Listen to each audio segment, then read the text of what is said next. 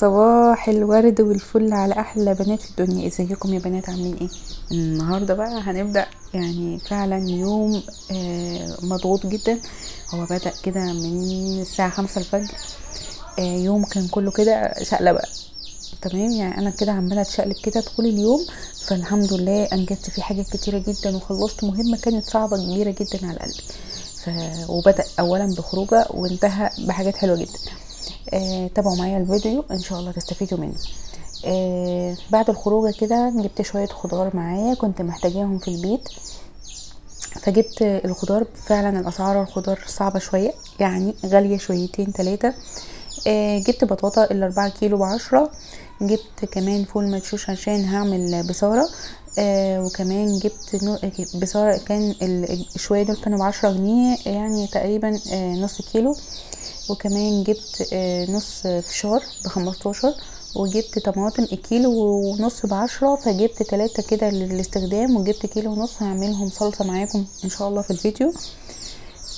كمان جبت اللي هو البتنجال الاسمر الكبير ده. عشان تجيبي البتنجال ده لازم تجيبي الجزء اللي انا شاورت لكم عليه ده، القلب بتاعه ما بيكونش فيه بذر كتير. وكان الكيلو عامل تقريبا كيلو ونص ب10. وكمان جبت هنا الليمون طبعا رخيص، كيلو ب10 فجبت نص كيلو. وكمان جبت اللي هو البتنجال الصغير بتاع القلية او الحشو. برضو جبت نص كيلو ب5، الكيلو ب10. وكمان جبت الخيار القمر ده، كان الكيلو ونص ب10. وهنا كمان جبت الفلفل القمر ده، شكله حلو قوي وكان طازه كده وفريش.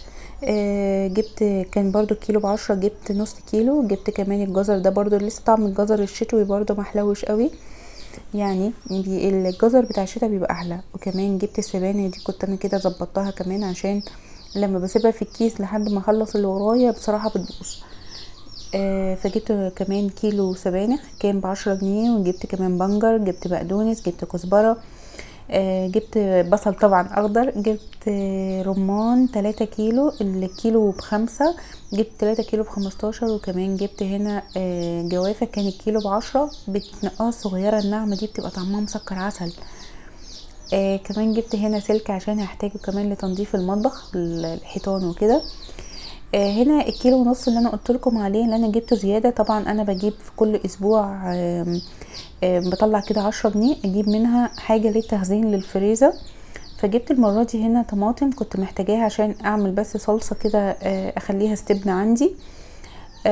فهنا جبت كيلو ونص طماطم، غسلتهم كويس جدا، وبعد كده اقطعهم عادي خالص وهسيبهم على نار هاديه لحد ما يتصلصوا براحتهم من غير اي اضافات خالص للطماطم.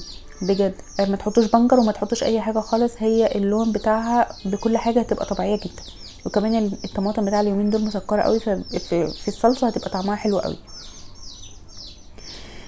هنا كمان حطيتها على النار، وكان ورايا بقى حاجات كتيره جدا. طبعا الجزء اللي هيجي ده كان في اخر اليوم خالص، يعني اخر حاجه. خلاص خلصت كده شقه وظبطت كل حاجه وداخله انام. فانا حطيت لكم المقطع ده في الاول خالص عشان ايه ما تتوهوش معايا، او ما يعني ما اشغلكمش في اللي عايز الوصفه ياخدها ايه مره واحده كده. انا خليت بصوا الصلصه ما بقاش فيها نقطه ميه خالص، نشفتها خالص. وبعد كده هديها ضربه في الخلاط. لو انتوا عايزين تصفوها تمام، انا مش بصفيها لان انا اوقات بستخدمها للمحشي، واوقات بستخدمها وهي اصلا من كتر التسبيك بتاعها خلاص يعني القشر بالبذر بكل الحاجات دي اختفى. تمام كده. هنا كان عندي برطمانين، كنت غسلاهم ومعقماهم كويس، واهم حاجه يكونوا متعقمين وناشفين جدا ما فيهمش نقطه ميه. وهنزل بالصلصه. تمام. وهحاول اطلع من البرطمان كل الهواء اللي موجود فيه، ان انا بخبط بصوا انا بخبط البرطمان على كف ايديا علشان اطلع اي فراغات هواء منه. هنا انا كمان بحتفظ بيها في التلاجة.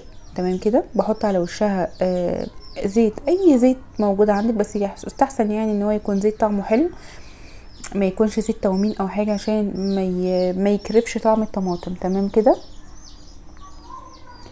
بصوا انا هنا حطيت، ده كان زيت عباد. فحطيت اللي هو زيت نوعه آلية يعني. فكان عندي زيت ده، فحطيت هنا منه شوية زيت بس على الوش يمنعوا اي هواء يدخل للصلصة. الصلصه دي انا بحطها في التلاجة بصراحه، بتنفعني في ازمات كتيره جدا يعني. اي اكله بقى، طبعا الايام الجايه هيبقى في تنظيفات، فمحتاجه ان انا يبقى عندي صلصه احتياطي عشان الاكل والمكرونه وكده. بصراحه عقبال ما روحت السوق كده وجيت، فلقيت ايه، يعني بابانا ربنا يكرمه يا رب، لقيته ايه، انا كنت يعني مخططه ان انا اعمل النيش وكده. فانا بحب اعمل النيش، بحب اجيبه من فوق لتحت تمام كده، يعني بجيبه من السقف من فوق، لان هو بيبقى فعلا مليان تراب بشكل رهيب. فانا دايما لما بعمله بحط الجزء ده. فالمره اللي فاتت لما انا عملته الست شهور اللي فاتوا يعني، فكان عندي مشكله في السقف، ان السقف وقع. فبعد كده يعني اتلهينا في حاجات كتير، فما حطيتش المفرش ده. فالمره دي قلت لا، عشان كده طلع كميه تراب كبيره جدا. لو انتوا فارشين المفرش ده كده فوق اي حاجه، زي فوق دولاب او نيش او مطبخ او حاجه، مش هتشوفوا التراب ده خالص. مجرد ان انتوا تشيلوا المفرش مش هتلاقوا اي تراب اصلا، او حاجه تعذبكم ان انتوا تشيلوا التراب اللي فوق النيش او الدولاب. فهنا كمان نظفت الدولاب، وورا الدولاب ورا النيش قصدي، وكمان غسلت الحيطان. هنا كان جوزي يعني كان بيساعدني وكده، فقلت له لا يعني انت شكرا كده، كتر الف خيرك. هو بصراحه عملها لي مفاجاه، يعني ان انا رحت السوق فجيت لقيته بصراحه بادئ في النيش من فوق. فخلصت كمان انا معاه الحيطان، وشطبت الجزء اللي ورا الحيطان، لان هو كان عايز يحاول يرجع النيش تاني، لان النيش ما شاء الله كبير، فكان تقيل، وكمان في كل الاجزاء بتاعه الكوبايات والاطباق والكده يعني. وطبعا النيش كان فعلا مليان تراب بطريقه بشعه، صعب قوي قوي قوي. وانا بصراحه الظروف اللي حصلت لي فوصلتني ان انا فعلا اهملت النيش، ما كنتش باجي جنبه خالص. ونصيحه مني والله العظيم، لو انتي بنوته وعروسه قمر وهتتجوزي، بلاش تجيبي النيش، اخترعي اي حاجه تانية غير النيش. والله ما في حاجه بنستعملها في النيش ده ابدا يعني. انا داخله على 8 سنين يعني تقريبا، كل المجات او الفناجين او كل الحاجات او الطقم الكامل نفسه ما استخدمتش منه مثلا الا طبقين 3، فنجانين 3 يعني. فحرام ان انتوا تستخدموا يعني تصرفوا فلوس كتيره جدا في موضوع النيش وتجيبوا. انا يعني من وجهة نظري، لو انت هتجيبي حاجات نيش، انت جيبي حاجات على قد اللي هتكفيكي، لان في ستايلات بتطلع وفي موضة كتير بتطلع غير الموضات بتاعتنا دي. يعني دي موضة ليها 8 سنين، في حاجة قديمة جدا، والعفش فعلا شكله قديم جدا، فانا نفسي اغير حاجات كتير. فيعني لو انت معاكي فلوس فعلا شيليها، اقتصديها في حاجة تانية، ممكن تحطيها في البنك، جيبي على قد اللي انت هتستخدميه فقط. ملكيش دعوه بكلام الناس، ملكيش دعوه تقولي لا انا لازم املى النيش عشان كلام الناس، والله العظيم ما هتستخدميه ولا هتستنفعي بيه في اي حاجه خالص. واللي اتجوز هيفهم كلامي يعني، لو حد متجوز هيقول فعلا النيش ملهوش اي 60 لازمه، بجد والله العظيم ملهوش لازمه خالص. فلوس بتترمي فيه وملهاش اي 60 لازمه. قايمه بتتكتب عليه، يعني قايمه الجواز بتتكتب على النيش بس، والنيش فعلا ملهوش اي 60 لازمه، كله شويه كاسات على شويه ازاز على شويه حاجات، لو جات له خبطه خفيفه ممكن كل ده يتكسر. فانا عندي ان انت الفلوس اللي انت تدفعيها في النيش، انت ممكن تحطيها في بنك، تحطيها في بوسطه، هتنفعك.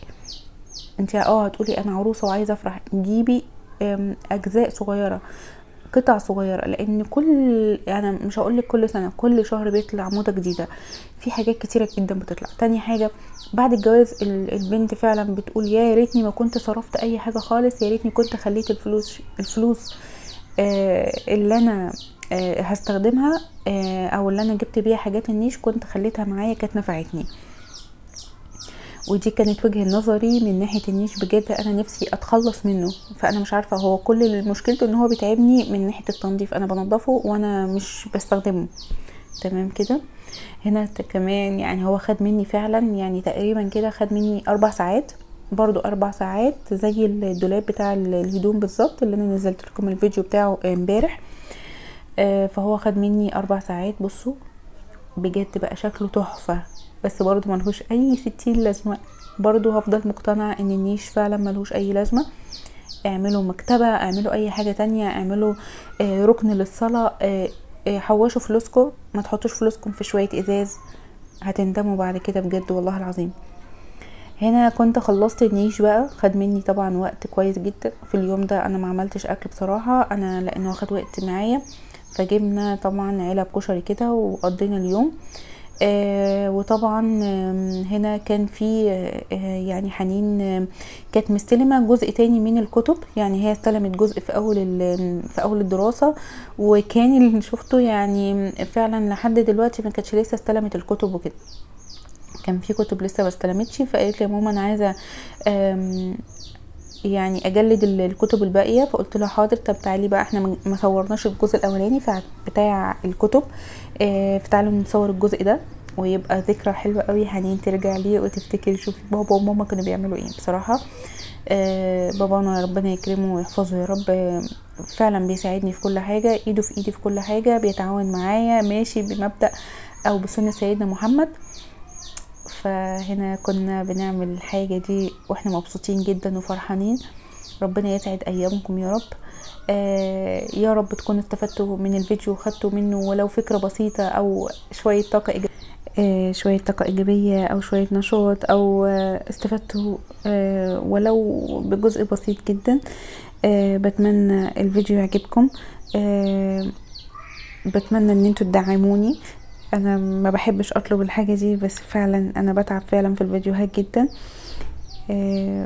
ومع السلامة حبايبي في رعاية الله.